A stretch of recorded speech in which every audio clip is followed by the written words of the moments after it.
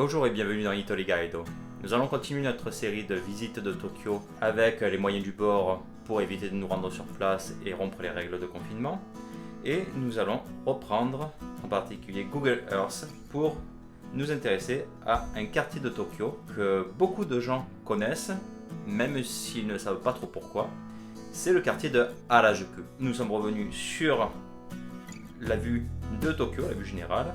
On retrouve encore cette tache verte au milieu qui est le palais impérial. Et comme vous le voyez, toute cette petite série de points va correspondre à notre trajet dans le quartier de Harajuku. Donc nous sommes à l'ouest de Tokyo.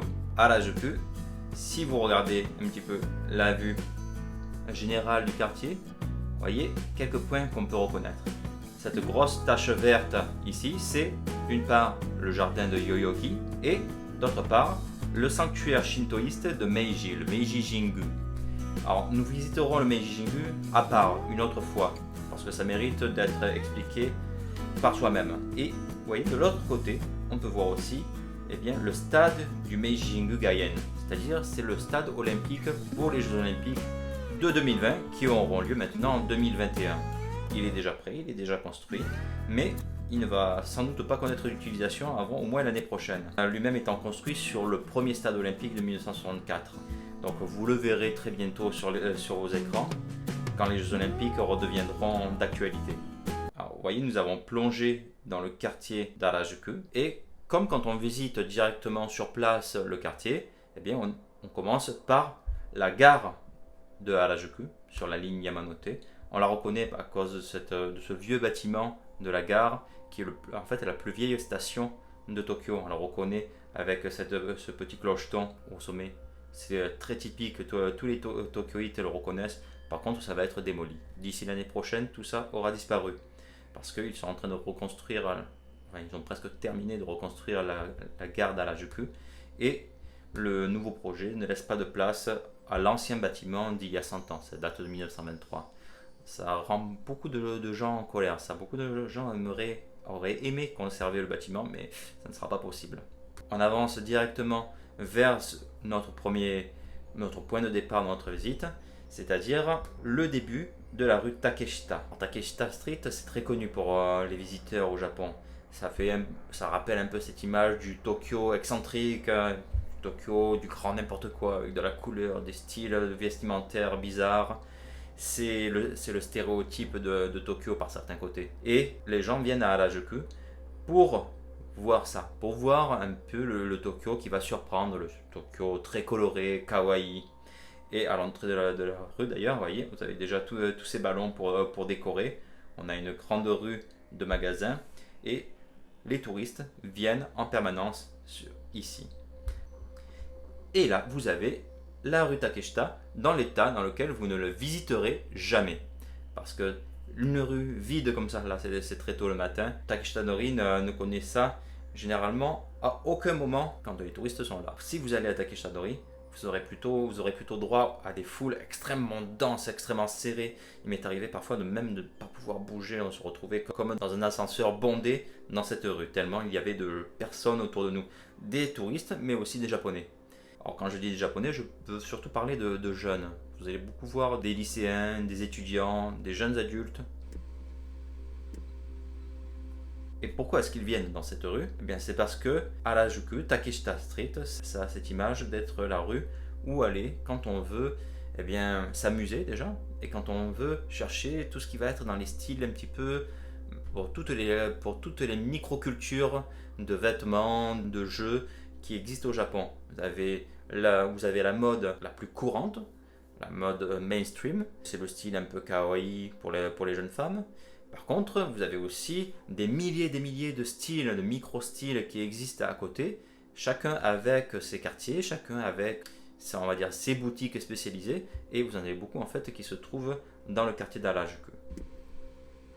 Sauf que Takeshita Dori, avec le succès qu'elle a connu avec le développement du tourisme, ce n'est plus du tout une rue pour les styles alternatifs. C'est une rue pour le tourisme. Et vous avez énormément de magasins destinés aux touristes, de chaînes de magasins, de marques connues. Et ça n'a plus grand chose à voir avec un Tokyo alternatif. Par certains côtés, Ça reste un petit peu intéressant. Vous avez des boutiques qui valent le coup d'œil. Là, vous voyez celle avec l'œil ici. C'est une boutique de vêtements gothiques, la mode gothique, gothique Lolita aussi. Et celle-là, elle est tout à fait amusante à visiter. Ils ont c'est des petites marques qui produisent sur place, enfin qui produisent au Japon. Et celle-là, vous pouvez aller les visiter, c'est assez amusant. Mais sinon, pour le reste, vous avez beaucoup de choses qui sont un petit peu pas intéressantes, tout simplement. Par contre, il y a des choses qui valent le coup quand même. Par exemple, vous voyez sur le côté ici, Daiso. Daiso, c'est les magasins à 100 yens, tout à 100 yens. Et c'est le plus grand de Tokyo, sur plusieurs étages. Vous allez là-dedans, vous avez absolument tout ce que vous pouvez imaginer, que ce soit de l'alimentaire, des souvenirs, de tous les petits objets du quotidien que vous aurez besoin, ou même des petites inventions à 3 sous auxquelles personne n'aurait pensé. Vous trouvez ça là, et par contre c'est le paradis des touristes. Un jour j'ai accompagné un groupe d'adolescents entre 14 et 18 ans, on est rentré là-dedans, on n'est pas sorti pendant 2 heures. Ils sont restés 2 heures à chercher chacun le petit souvenir à ramener chez soi. Alors, vous voyez, on retrouve un petit peu ce côté qui autrefois était original, mais qui se laisse manger peu à peu par le côté mercantile mainstream. Alors par contre, il y a des endroits où, si vous connaissez, vous retrouvez l'atmosphère du vieux Harajuku. Entre guillemets, vieux Harajuku. Vous voyez là par exemple, je nous ai fait passer sur la rue à côté, vous voyez, on retrouve Daiso. Et sur une petite rue parallèle, on se retrouve avec des ruelles. Il y a des gens qui habitent là. Des ruelles très sympathiques avec des magasins où les gens qui connaissent peuvent aller. Et il faut connaître justement. Et par exemple là vous avez un antiquaire, un qui était là depuis très longtemps. Et en fait cette ruelle, elle rappelle un peu le côté de Takeshita, de Harajuku, c'est-à-dire celui des années 60-70. Dans les années 60 et 70, Harajuku c'était un quartier chic. C'était un quartier où il y avait les immeubles les plus modernes. C'était un endroit où on allait quand on était à la mode. C'était un peu jazzy aussi. Vous aviez des groupes de jazz qui jouaient dans des boîtes là-bas. Ça a disparu depuis. Ça a laissé place au côté alternatif qui lui-même a laissé la place encore à autre chose. Mais dans la rue où je vous fais passer, eh bien on le retrouve ça. Maintenant vous avez des restaurants. Vous avez des petites boutiques de mode un peu plus chic. Vous avez pas mal de coiffeurs aussi. Alors justement, ça va être la partie de Harajuku où on va voir encore passer de nouveau des gens qui ne veulent pas passer dans la rue bourrée de touristes. Donc vous aurez un petit peu plus d'authenticité. C'est aussi de ce côté-là que vous avez des écoles liées à tout ce qui va être la mode, à tout ce qui va être le Japon, des mangas et des animés. Vous avez une école d'acteurs, de voix, de doubleurs pour les dessins animés. Parce que ça s'apprend, il y a une école spécialisée.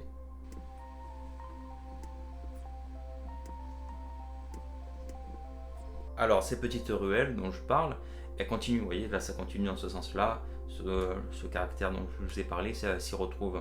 Nous on va revenir sur Takeshita Street, Dori ça veut dire la rue, pour retomber bien sûr la rue la plus fréquentée. Parce qu'il y a un petit détail que j'aimerais vous montrer. Marion crêpe. Oui, Marion ça fait très français donc ça fait très chic pour les japonais. Et c'est la spécialité culinaire de Takeshita Street. Ce sont les crêpes remplies de crème, remplies d'accompagnement, de glace, de tout ce que vous avez imaginé. Vous avez même des crêpes avec des gâteaux à l'intérieur, des brownies. C'est assez lourd quand même, vous mangez ça, vous mangez plus rien d'autre. Donc ça c'est la spécialité d'Harajuku. Ça et les barbapapa multicolores, aux couleurs de l'arc-en-ciel. C'est Takeshita Dori, c'est en plein dans le côté mignon qui rappelle un petit peu tout ce qui va être excentrique. Donc vous allez acheter ça, vous allez acheter votre barbapapa multicolore, vous allez acheter une glace au chocolat qui vous est servie dans une coupelle en forme de toilette et vous êtes content.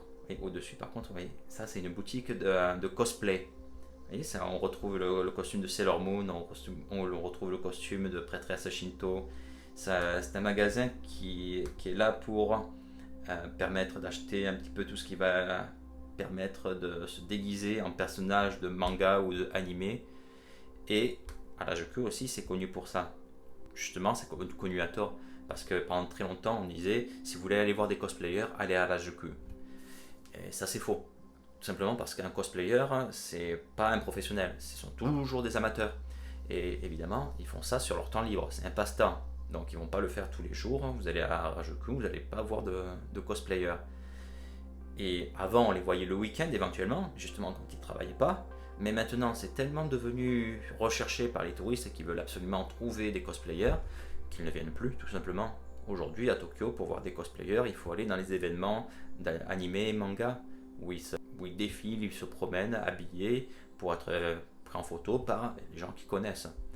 Donc n'allez pas à Harajuku si vous espérez trouver des cosplayers.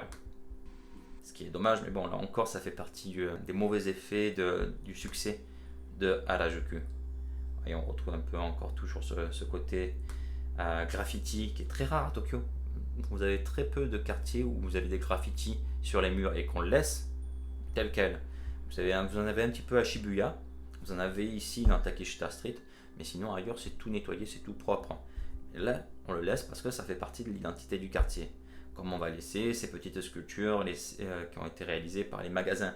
Ça, c'est pas des artistes, c'est les magasins qui payent pour qu'on leur fasse une devanture excentrique qui va attirer les visiteurs. Alors, je vais vous épargner tout le long de la rue, qui en fait est assez longue, et quand il y a beaucoup de monde, c'est très dur d'aller jusqu'au bout. Vous voyez, là, on arrive au bout de Takeshita Street, on est de l'autre côté tout au bout. Et qu'est-ce qu'on trouve à la fin? On retrouve des grands magasins. Vous avez Asics, vous voyez des marques à la mode. Et là, on se retrouve dans le quartier de Harajuku, qui est celui des grands magasins, qui est celui de la mode. Vous allez avoir pas mal de gens qui sont à voir quand vous allez dans ce quartier. Vous voyez pas mal de gens très bien habillés, qui sont intéressants, on va dire, à photographier même. Vous en avez certains qui sont habillés pour se faire voir exclusivement, et c'est normal parce que on vient pour ça à Harajuku aussi. On vient pour voir et pour se faire voir.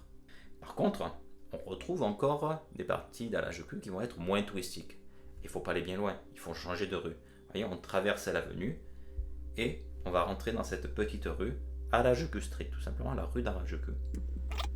À partir de là, on ne va pas se retrouver dans des quartiers très alternatifs dans le sens où on l'entend. Si vous cherchez quelque chose dans le genre plus fripe, plus farfouillé, plus hipster, là il faudra aller dans un autre quartier qui s'appelle Shimokitazawa. Je ferai une vidéo sur celui-ci une autre fois. Mais Harajuku, ça va être maintenant le quartier de magasins plutôt chics pour des styles, pour des micro-modes qui ne sont pas la mode la plus courante. Et vous voyez la population qu'on va avoir dans ce quartier, eh bien ça va être là encore beaucoup des jeunes qui vont être habillés dans des styles qui sont des styles alternatifs, qui ne sont pas les styles les plus courants. Ça, c'est des personnes qui adoptent un style qui est fait pour se faire voir, pour se faire reconnaître, pour être identifié par rapport à leur goût. Et au Japon, c'est très important. Vous voyez, quand on va s'habiller comme ça avec les vestes à plumes roses ou avec des motifs léopard ou des styles un peu plus sport ou des styles un petit peu plus, on va dire, internationaux, et bien on va de différentes parties du monde, bien on fait ça pour se faire reconnaître parce que ici à Tokyo, vous avez des millions et des millions de personnes et la plupart sont habillés dans des styles tout à fait basiques que tout le monde reprend. Moi par exemple. Eh bien, si vous voulez montrer que vous êtes un individu, que vous avez une individualité, eh bien, ça aide beaucoup de passer par des styles qui ne sont pas le style le plus courant. D'où la multiplication des styles très variés qui vont parfois être faits pour être très visibles, pour être choquants ou alors pour montrer discrètement que vous êtes particulièrement riche. Parce que là, vous avez des boutiques qui ne sont pas pour les premières bourses. Si vous regardez passer les voitures, il y en a une qui est au fond, là-bas c'est une Lamborghini qui passait. C'est pas le quartier le plus populaire que vous puissiez trouver à Tokyo. Et donc, là on continue sur ces rues latérales d'Harajuku avec ces boutiques extrêmement bien achalandées, dirons-nous. Vous avez des stylistes aussi, assez connus, des designers, vous avez tout un monde de la mode de Tokyo qui se concentre dans ces rues-là, dans ces magasins, avec des marques qui sont des marques locales. Vous avez aussi des grosses marques, ne vous inquiétez pas. Mais vous avez beaucoup de stylistes qui ont leur propre marque et qui s'installent dans Harajuku. Et avec des boutiques qui vont attirer l'œil aussi. Alors là, oui, par contre, c'est pas du tout une marque locale, on est d'accord, mais vous avez compris l'idée. Il y a un peu ce mélange. Et toute la rue continue comme ça. Alors, il y a plusieurs rues, là je vous montre en fait la plus large rue. Mais on peut passer, là, vous voyez, sur le côté, sur une rue parallèle avec moins de fréquentation déjà. Et là encore, des petites boutiques, peut-être un peu moins justement internationales.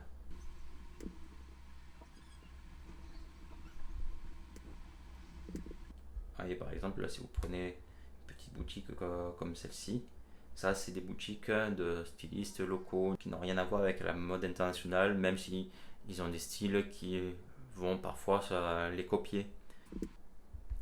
En fait, c'est un quartier où il faut se promener et s'arrêter. C'est un quartier de lèche-vitrine. Et c'est très bien comme ça aussi. Si vous voulez faire du lèche-vitrine à Tokyo, il faut aller ici à Harajuku. Il n'y a pas que cet endroit-là, mais c'est aussi un bon endroit pour faire du lèche-vitrine. Alors nous, par contre, on va sortir de ces petites rues, parce qu'il y a autre chose sur Harajuku à connaître. C'est l'avenue principale, l'Omotesando. Alors vous voyez, quand on sort des petites rues, vous êtes sur cette grande avenue, Omotesando, que les Japonais surnomment en fait les Champs-Élysées de Tokyo. Les Champs-Élysées de Tokyo, pas dans le sens où on a une très grande avenue avec un arc de triomphe au bout. Non, dans le sens où c'est le quartier où vous allez avoir un très grand nombre de magasins avec toutes les grandes marques, cette fois-ci internationales. Alors, par exemple, là vous avez ce magasin Omotesando Hills, qui est très connu, qui était un des premiers bâtiments, on va dire, de grands architectes à avoir été construit dans le nouveau Harajuku. Et là vous avez toutes les grandes marques que vous pouvez imaginer. Alors moi j'ai un endroit que je conseille pour ceux qui veulent faire les boutiques à Omotesando, c'est ici. C'est le bazar d'Harajuku. Bazar, évidemment le mot est pas bien choisi parce que c'est un magasin assez chic où vous allez trouver des antiquités mais aussi des copies d'antiquités. Si vous cherchez quelque chose qui va faire ancien, qui est ancien, que ce soit de la céramique, que ce soit des reproductions de statues ou d'armes ou d'armures, vous les trouvez là-bas, dans ce magasin qui est relativement cher. Vous allez avoir en fait tout ce que vous voulez, tout ce que vous avez besoin pour décorer de manière élégante et chic votre intérieur. Alors par contre, nous on va un petit peu avancer parce que vous voyez que l'avenue quand même est assez longue et on va aller jusqu'au bout. Vous voyez, on fait un saut de puce et vous voyez toutes les grandes boutiques. Bon, là vous avez Coach, là vous avez l'Apple Store d'Harajuku et par exemple là vous avez le magasin Boss. Et vous voyez qu'il est assez chic quand même ce magasin. C'est parce que, comme je vous ai dit, toutes les grandes marques viennent s'installer à Omotesando. Et quand elles viennent ici, elles payent des architectes pour leur construire un magasin qui sera leur enseigne au Japon. C'est le magasin Boss au Japon. Celui avec ce style qui va permettre de le reconnaître tout de suite. C'est une question de prestige pour les marques. On vient s'installer à Omotesando pour le prestige, comme les marques viennent s'installer sur les Champs-Élysées en France, pour le prestige.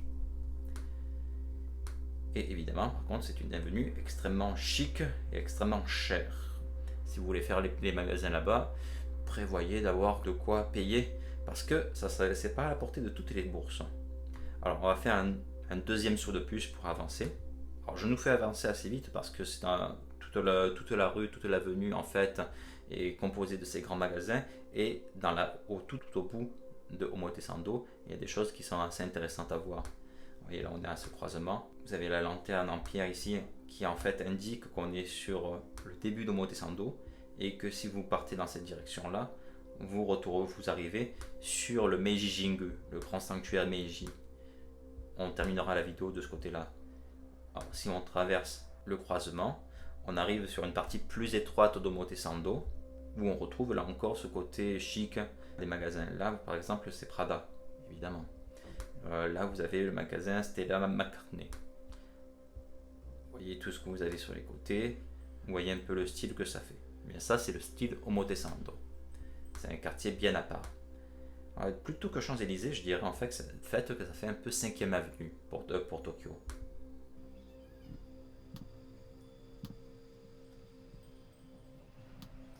C'est peut-être pas intéressant pour faire les boutiques, mais par contre, pour tous ceux qui aiment l'architecture à Tokyo, qui veulent voir de l'architecture un petit peu plus osée que les simples tours rectangulaires en métal et en verre, eh bien, c'est intéressant de se balader dans Harajuku, parce que vous allez avoir ces bâtiments d'architectes japonais, des architectes japonais qui vont rivaliser pour faire des bâtiments qui vont être tout simplement intéressants et qui vont frapper l'imaginaire des promeneurs et des clients.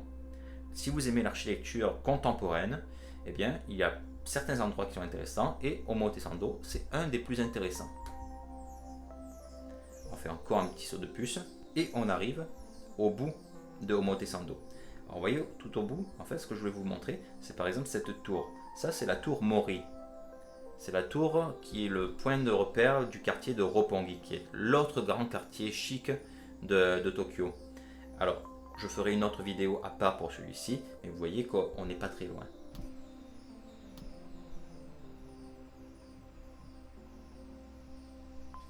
Et à côté de ce croisement, ce qui surtout m'intéressait de vous montrer, c'était ce bâtiment, caché par une bambouserie. Évidemment, c'est très joli toujours. C'est le musée Nezu. Alors, je vous recommande d'aller le visiter. Si vous avez à visiter quelques musées à Tokyo, eh bien, le musée Nezu doit en faire partie. C'est un musée privé qui mélange de l'art japonais ancien avec de l'art asiatique, mais aussi des éléments d'art contemporain. Vous avez des expositions d'art contemporain. Le bâtiment lui-même est très épuré dans un style maison japonaise ancienne, qui est déjà très beau à visiter par lui-même, mais les collections aussi valent le coup. Et le jardin, par contre, est extrêmement beau. Rien que pour voir le jardin, c'est la mérite de payer l'entrée pour visiter le musée Nezu. Donc, à retenir, le musée Nezu, à visiter quand vous aimez l'architecture contemporaine, quand vous aimez l'art ancien et quand vous aimez les jardins. Ça fait déjà pas mal de choses. Alors nous, ce qu'on va faire maintenant, c'est que, eh bien, on va remonter l'avenue Omotesando jusqu'au bout. Alors évidemment, comme c'est assez long, ça fait quand même plus de 2 km, eh bien, on va tout simplement sauter les étapes. On a passé tout Omotesando, on est remonté Omotesando jusqu'au bout, et on arrive devant le pont qui donne l'accès au sanctuaire Meiji. Vous voyez, tous les arbres qui sont là, c'est le sanctuaire Meiji. On y ira tout à l'heure dans une autre vidéo. En passant, là, on retourne vers la gare d'Harajuku et vous avez encore toutes ces boutiques qui intéressent tellement. Ah, par exemple, vous avez ce magasin de popcorn. Bon, c'est pas une marque japonaise, mais ils font des produits plus japonais comme le popcorn au matcha, au thé vert. Et bien là, vous avez toujours une queue très longue de clients. De même que vous avez toujours de la queue devant ceci. Ça, c'est une chaîne de fast-food japonais, Gindako. Et là, ils vendent pas de hamburgers, mais ils vendent des takoyaki. Takoyaki, c'est des boulettes de poulpe. Vous avez un morceau de poulpe à l'intérieur, dans une boulette de pâte de blé, avec une sauce assez lourde, et c'est excellent. Là, vous pouvez passer, si vous voulez faire un déjeuner un peu léger, vous mangez quelque chose comme ça. C'est extrêmement japonais, c'est très bon marché et c'est bon, tout simplement. Vous avez le nom ici, Gindako.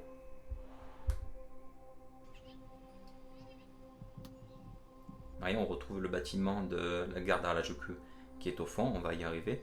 Et juste aussi, si vous aimez un peu tout ce qui est excentrique à Tokyo, eh bien vous avez ici, à l'étage de ce bâtiment, un 4 café, un bar à chat. C'est connu les bars à animaux au Japon.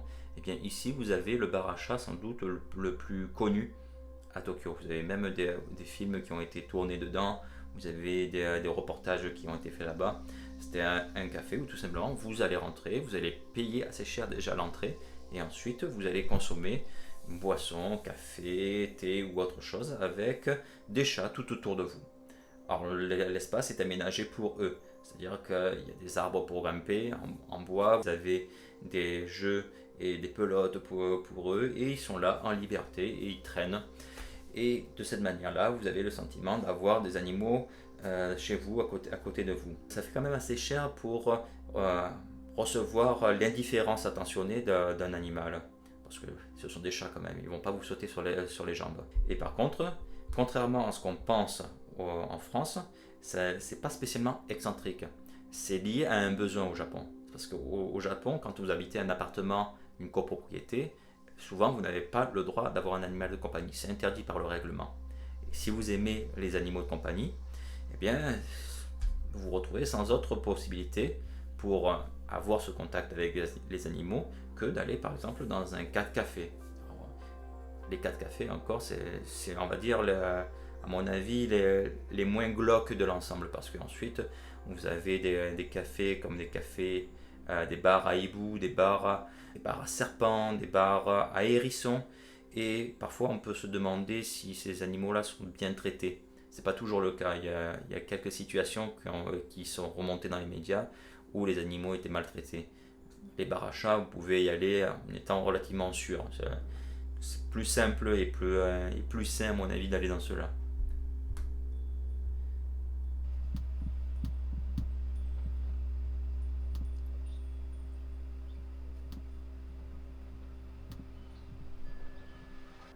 Et vous voyez, nous retournons à notre point de départ, puisqu'on retrouve le bâtiment ancien de la gare d'Harajuku avec le bâtiment nouveau.